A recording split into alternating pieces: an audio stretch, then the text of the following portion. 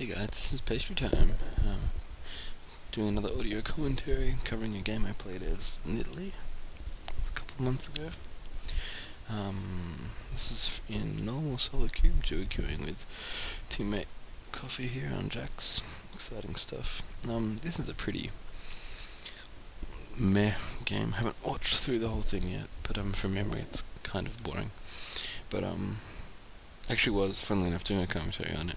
And in the middle of it I got called on Skype because I wasn't logged out, so the whole kind of epic call thing, plus the fact that when you alt-tab FRAPS stops recording, kind of ruined that one. But so I'm re-recording it. This is going to be a little bit more like an introduction to Nidalee and her mechanics, and just kind of some general things I noticed while in lane, because the game is really, really short. I chose a short game because I'm sadly doomed to go off to sleep. Yeah. So I'll be doing like a commentary and stuff when I find the time and get a little bit more organised, but if there's anything you guys want to say, let me know, and I'll make sure to put that in future videos and stuff like that. Also, if you guys want shorter videos, like the little journal one I did and stuff, I can do that as well. Just let me know what you want in the comment section, either on my channel or on any of my videos.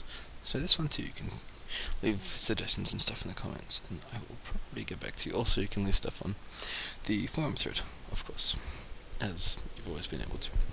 And there should be a link to that in the description as well, if you have zero idea what I'm talking about. So I'm going to be soloing mid here against Ashe. I've got my Doran's Ring for a bit of extra health, bit of mana regen, and a bit of AP, so kind of just a really well-rounded item. Literally like pretty much like all the strong, well, not like all, but like a lot of the strong solo lane characters, and she certainly is one of them. You're very kind of farm dependent, and you're mostly in a one-on-one type situation, so the whole goal is to win your lane in a 1v1, whether it be top or mid solo.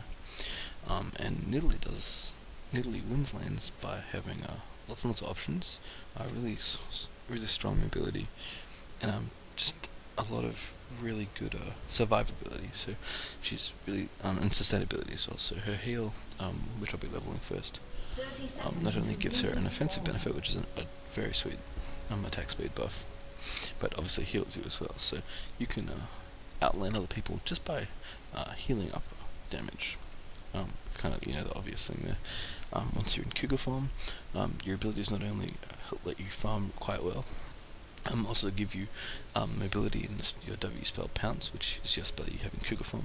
For those not aware, Nidalee's ultimate transforms her into a Cougar or back to her human form if you're in Cougar form. And Cougar form has an entirely new set of abilities as well. So in case you weren't aware of how Nidalee works, so yeah, that's how that works. But yeah, you get a lot of mobility in Cougar form. You actually get an slight increased movement speed as well. You get 20 movement speed, which is quite a lot.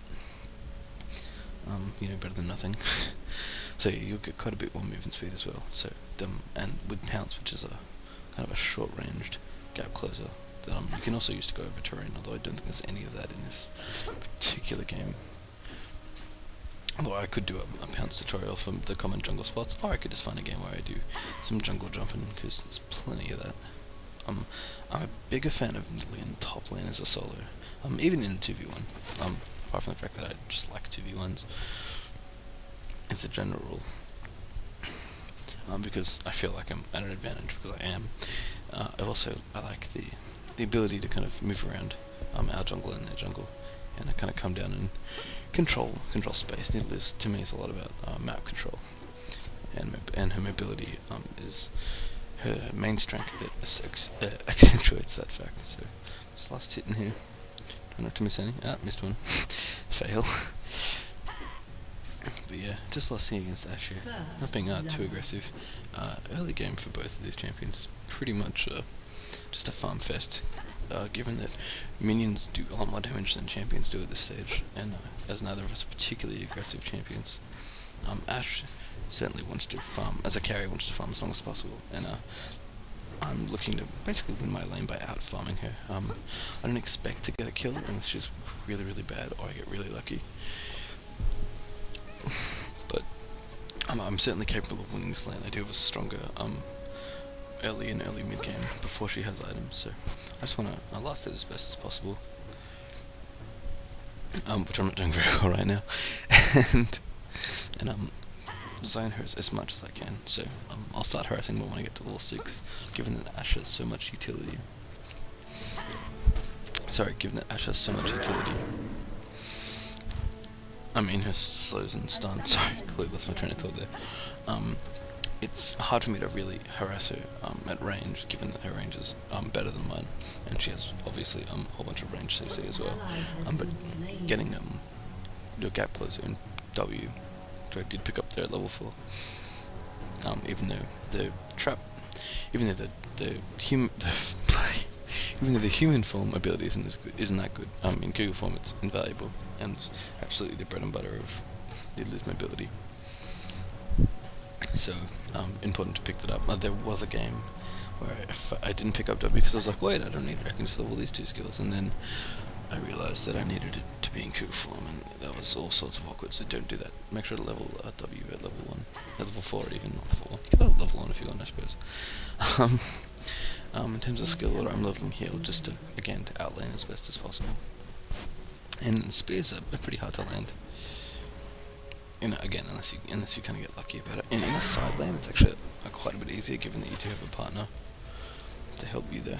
You see I did come out on top of that exchange, despite her having a immunity advantage, just simply because of my runes, which I'll talk about now. My runes, I'm pretty sure, are identical to Hotshot GG's runes, which are Armour Pen Marks and Quints, Dodge Seals, and Flight Magic Resist Glyphs. This basically gives you the best possible early game, given that you have lots of early offense with your increased attack speed from Primal Surge, your heal, and you can just basically win a lane by auto-attacking your opponents to death, and which also acts as a heal as well. So having a skill that is both inherently defensive and offensive is really, really sweet. You can use it later game as well to help buff your carries, which is also, and save them of course from dying and all that good stuff. It also does have a 1-to-1 AP ratio, so actually it's more than that. Wow, I think it's 1.5 to 1. Anyway, it has a sick AP ratio, so you do get some pretty fat heals once you do pick up your Revenant's Death Cap, especially with the max Rage Blade stacks. But yeah, dodge also helps with Cougar form, as you do gain a 10% dodge when you're in Cougar form. So having dodge runes, the dodge mastery as well, and as well as nimbleness, which can save your life, and does again accentuate Nidalee's mobility advantage. All adds up, so giving you a pretty strong early mid game, which is really the power of Nidalee is felt. The more you're able to farm, push, control jungle, and gank, the better you'll do as Nidalee. You're capable of team fighting, sure, but you're relegated to more of a semi-support role, unless you're really, really finding you're pretty much a semi-carry. Nidalee is the only character in this game that I really consider to be a semi-carry. So there is that aspect about her. I could explain a little bit more about that, but I don't think I will at this stage, given that probably a lot longer. The explanation would be a lot longer than the video. But let me just say, Nidalee is a great hybrid DPS, one of the not really pure hybrid DPS, given that she is kind of more, depends really, because you can argue for her being more physical or more AP based, pretty well. But yeah, she does have, her damage is broken up into both sides, I'll say it that way. And you are capable of doing lots and lots of damage. You're incredibly versatile as well. It's really one of the strengths of this champion. So, seeing this last hitting away here, I'm keeping behind Ash as much as possible. But given the advantage I have in this lane, as well as the fact that I have cleanse and flash, which would save me from any ganks or any untimely arrow shenanigans, I probably should be more aggressive. I do notice that, given the fact they don't have a jungler either, even if they do have Pantheon, there's a global ult, I'm not being aggressive enough, so I do push out a little bit more. I'm winning in mana as well, as you've probably noticed, so Ash's volley is nowhere near as efficient as my heal, and I'm just generally getting a lot of mileage out of all that. Also, I have mana regen, and she doesn't, unless she has runes, which is possible, but not likely, I guess. So yeah, I'm just last hitting there. Should last hit this minion, there we go. Last thing again. I'm trying to out-CS, so I'll try to CS now. I am above her in CS by a couple, which is good. That's what I wanted. Yeah, just kind of farming away. In terms of zoning, Ash, you want to kind of stay behind your minions it's hard to explain, but you basically want to stand, you want to predict where the volley would be, and stand between the V's. So like, you could have these two minions block a volley by standing here, and that would take the brunt of the volley hits. I'm trying to make them out with my mouse there. I do take lots of unnecessary damage there. One of the things to remember that if you are going to be using Pounce as a gap closer, especially on a champion like Ashe, who's just going to kite you no matter what happens, that you're able to actually last hit the minions that you're actually going to pounce onto, given that if you don't get rid of them, they're going to be there doing damage to you. So I don't quite get them there. As Ashe does walk away, and I do take a little bit more damage, so you can definitely wait longer, and just pounce on top of them. Pounce does deal some damage when you land, so you are capable of last hitting with it as well. So ideally you'd want to go in a bunch of minions that were low, pounce on them, kill them all, and then start attacking the enemy champion with your other abilities. But just kind of being aggressive, keeping the wave push, trying to scare off a little bit. Zoner a little bit as well. I do currently have a level advantage, and I'm pretty sure I don't have the experience mastery. It's likely that she does, so I don't quite know how that's working, but I would guess, yeah, it's just because I'm being more aggressive about it, so it's not a real advantage, but I'm doing the best that I can. It is Ashe, again, without a jungler on either team. It's pretty hard to gank, so in this situation, you really do want to win your lane. This matchup is slightly favoured for me. I'd say 55-45, but again, I have to be aggressive when I'm able to. I make a mistake and don't kill those minions quick enough. I probably could have killed them while still in Cougar form, gone back for more harass and taken less damage from them. But yeah, just again trying to be aggressive. She's finally blown up one of her 3 pots, which has taken me a fair while, but pretty much until she goes back, I'll have the advantage. So I want to farm. If I'm able to out-farm her, I can hopefully carry my early game advantage into a mid-game advantage as well. So that's my whole plan. Again, checking the CS. I am slightly ahead by about 5, but she is getting zoned slightly here. If I was playing really on the ball, then I would be making sure to zone her when she would normally go into last hit. And given that I'm aggressively pushing the wave, I'd have a minute advantage, but certainly wasn't that on the ball this game. And kind of one of the things you tend to see more in retrospect, which is why I'm doing an analysis. Last hitting here, don't quite turn around to get her. I'm kind of more concerned about farming than hitting her, but I definitely could have gotten a free Q in there, free takedown, and takedown does a nice chunk of damage, especially as you harass them with their health down more. You'll notice I'm not really going for any spears. She's not really giving me an opportunity, and they do cost quite a lot of mana, especially if you start spamming them. And given that again my goal is to win this lane, I'd much prefer. Sorry, given that my goal is to win this lane, I'd much prefer that I have mana available for heal. And I'm staying lane as long as possible. I do see she's going back here, so I'm pretty sure I end up going back. No, don't, apparently. Okay, so I think if I played this game again, I would want to go back now, given that I can afford my Rage Blade, and boots 1 at least. And then I know she's gone back, so I know she's going to have items now. I am ahead of her in CS by a little bit, well, not by that much, so I'm now more ahead because I stayed in lane to farm, and I do go back now, after pushing the lane, but I will lose some experience in CS, now that she's here in the lane, so, actually we'll do a little experiment. I'm currently at 93, so she's at 81. She was at late 70s before, so yeah, she's definitely going to catch up in CS by me coming back here, so I think I should have gone back earlier, but as a general rule, you want to push the lane to give you the most space, mainly so they don't push up on your turret, which I don't think she ends up doing. Turret has taken a little bit of damage. It will take a little bit more, but not too much. And I'm last hitting with Pounce there as well. Last hit. Oh, missed just one there. So last hitting with Nidalee is actually very straightforward, given how her attack animation is very smooth, and you get some pretty sweet AoE farm with Cougar form. You just need to really work out the finer points of how all of Nidalee's abilities work. So I don't really sadly have time in this commentary to go into them in depth. I'm able to do that in another video if you'd like me to as well. I could even literally go through and show you every move and go through everything if there's really people that want a very in-depth Nidalee tutorial, and more of a tutorial than a commentary. This is again more of an analysis than anything else. But yeah, Nidalee is great to last hit with, even at a turret. You just have so many options. You have so much versatility in your moves. Again, I choose to last hit there instead of trying to attack her. But given that again, she's kind of always going to cut me back, I do throw out a blind spear there and miss, which just cost me a lot of mana. So that probably wasn't worth it. But you know, it's kind of always good for a pot shot. If you land it, it's definitely sick. The best thing to do with spears is generally just to truck them out.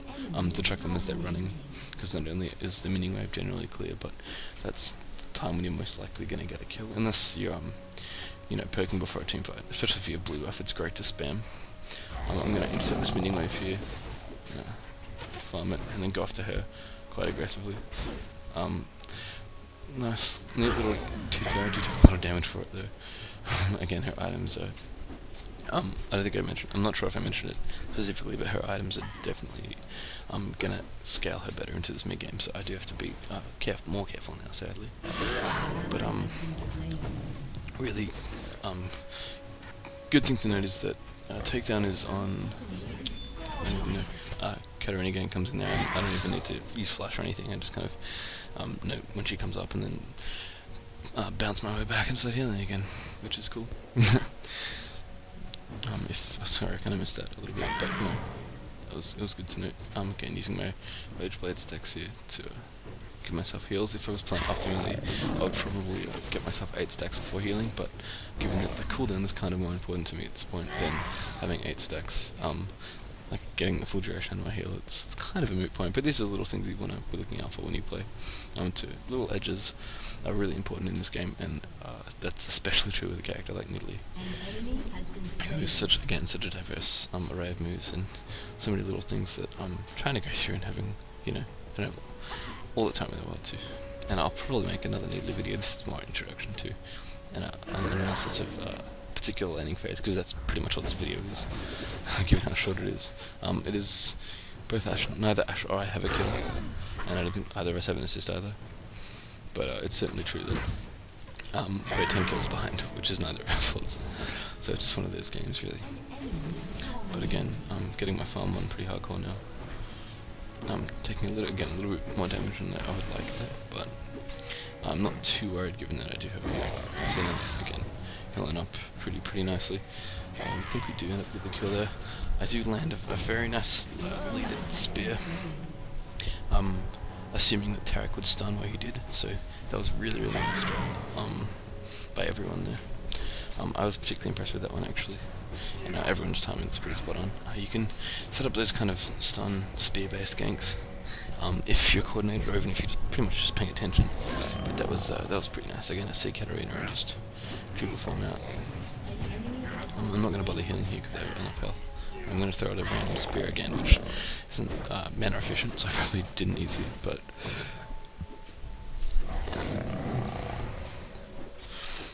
you know, what are you going to do? We go looking for people apparently. I might see a little bit of jungle jumping here, so we'll see. I kind of ADD spam W in Q form, by the way, given that I just want to maintain Ginsu's auto stacks and it's free, so I might as well. I'm going to come in here and probably get no one out of it. No. Just trying to save a Tarek is probably already dead. Maybe, we'll see. He went the wrong way. Well, we went the wrong way, I haven't quite decided yet. That was pretty awkward. I'm gonna get away from the Javan there. He's scary. Here he goes in. This is so awkward. I'm just watching this team fight again and being like, oh man. So yeah, gonna go in there on the Pantheon. Sadly, the way that worked out, my Cougar form cooldown didn't come back nearly in time. I do land a spear there on Java, but I don't get a kill for it, and I'm running very low on mana. Again, spears do cost quite a lot of mana, so if you spend a lot of a fight healing and spearing, then you're not going to end up with too many. Sorry, you're not going to end up with too much mana at the end of that fight, given that Nidalee's mana pool is quite small.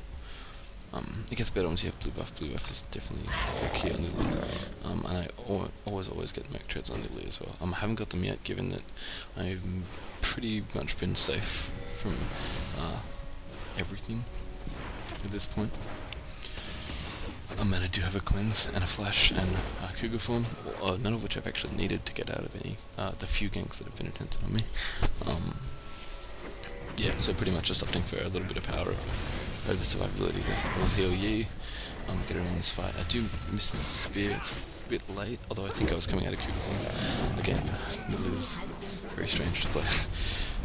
And certainly you can miss a lot of casting. Actually, I'll say this damn well here. So I see Jax go in, I heal him, and toss. Probably a little bit too late. I should be going into Cougar form now, jumping on the Catarina. And then turning around and healing Jax, which is what I don't do, as I'm pretty dedicated to getting this kill here. I'm going to go back to normal speed. And I think I do get myself killed for it. Yeah, I do cleanse too late. Oh no, maybe I'll live. No, and I just died deadly to Brand's passive. That was really sloppy of me actually. Ideally in that situation I would have jumped forward to zone them out, gone back into humanoid form, run back to heal Jax, and then probably pick them off as they came back in, or just speed them as they run. Again, you get a big advantage as Nidalee by being versatile. By being versatile, you have a lot of range options, like a lot of different options for ranges. So definitely abuse that as much as possible. And you can try and get a kill on Ash, but I don't think she's got any summoners up, so she might not get it. She'll probably actually pick her up with Tibbers. The AoE part of Tibbers. If you've never done that as Annie, it's amazing. But a lot of people will get away from everything except you'll catch them at the end of Tibbers AoE, as it is quite a reasonable chunk there. So my lack of Merc Treads kind of hurt that fight as well, given that I did get pretty much stunned and AP'd to death. But you know, what are you gonna do? Again with the W spam, especially when you're coming back to lane, it does. Moving in Cougar form is faster, and certainly the whole pounce thing.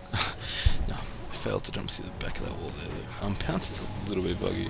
Ah, damn it, he picks up blue for no reason, which is annoying. I think I raged him, I don't remember. Anyway, again, too bad I couldn't show any jungle business there, but gonna come back in. Definitely going a bit after this Brand, although he runs pretty obviously. I'm going to chase this Pantheon. Continuing to use Pounce, even when you have Takedown up, is really beneficial, because the Takedown bit, like the duration Takedown lasts for your Q as in Cougar form, it's longer than the cooldown on your Pounce, so you're definitely able to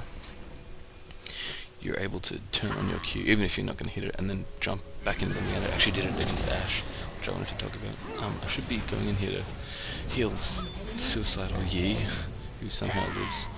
I do sadly don't get the 6 spears. I do manage to jump out of Javelin's ult in Cougar form, which is pretty cool, but sadly I don't ever heal up and just die. I think again that situation would have been optimal to heal first and then jump out, but knowing that the fact that you can jump out of Javelin's ult is pretty cool. Unfortunately, Coffee's going to get caught out by an Ash Arrow and get melted, and I'm pretty sure this game's coming to a close. I'm definitely going to pick up Merc Treads next. I'm surprised I haven't bought them yet. But yeah, there we go, Merc Treads. For those who are interested in the core build for Nidalee is pretty much you want your Dungeon, get Rage Blade, Merc Treads, and then Rabadon's Death Cap. You do have a pretty unfortunate window in your farm where you have your Rage Blade, but Rage Blade's no longer good enough and you need Death Cap, so you kind of end up with a hole where you're pretty much farming for Death Cap, which is a bit awkward for your teammates, but and you do need it to really be effective in team fights, and to just kind of put your healing and your damage as well, kind of really over a certain threshold that's effective. Once you transition out of mid game and into mid-late game, late mid game and late game. But definitely the best thing to do in that situation is to use Nidalee's mobility to her advantage, push and her ability to AoE farm effectively as well. You're able to dart in and out of opposing jungles, or both jungles, sorry, and you're able to farm effectively as well. So you definitely want to be running around once the laning phase breaks up, if you don't have your death cap, and trying to farm it as quickly as possible. I'm going to go in here into Brand, doing a ton of burst. I've got, again, I had a leap there already, but takedown was good enough anyway. I'm going to heal Jax, but I think I healed myself. Yeah, I did, which was a bit of a fail. I'm going to get jumped on as well and get melted, so nothing I can really do there. I could have cleanse flashed and maybe got out, but given how many of them were there, I don't think so. Anyway, pretty sure this game's over by now, so we're giving this surrender vote. Commentary not too long, but hopefully you guys enjoyed it. This has been Patreon time, guys. Have a super excellent time at everything, and hit me up for more videos. Bye bye, guys. defeat.